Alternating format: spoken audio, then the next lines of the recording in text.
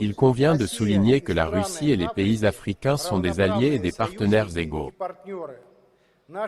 Nos relations ont toujours été fondées sur les principes d'altruisme, de respect mutuel et de non-ingérence dans les affaires intérieures.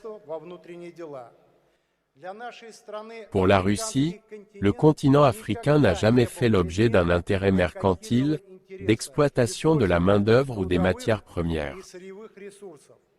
L'Afrique est considérée à juste titre comme le continent du XXIe siècle.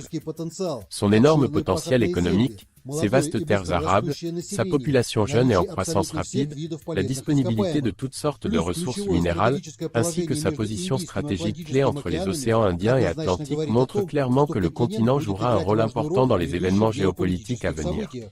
La région africaine est l'une des priorités de la politique étrangère de la Russie. La région africaine est l'une des priorités de la politique étrangère de la Russie. La coopération a lieu au niveau fédéral et régional. Ainsi, plus de 40 régions de Russie entretiennent des partenariats étroits avec des pays africains.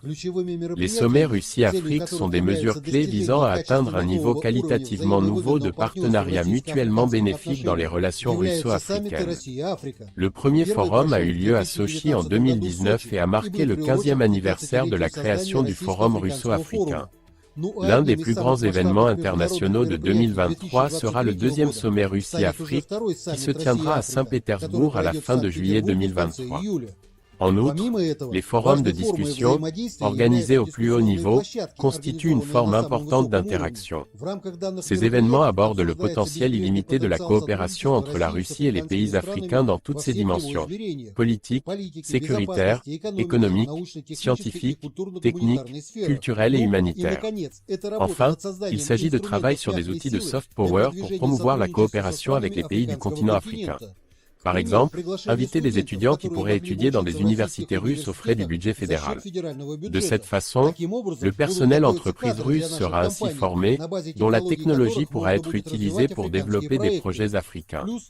En outre, les centres culturels russes en Afrique, avec lesquels il existe actuellement un déficit, pourraient jouer un rôle important dans la promotion d'une image positive de la Russie.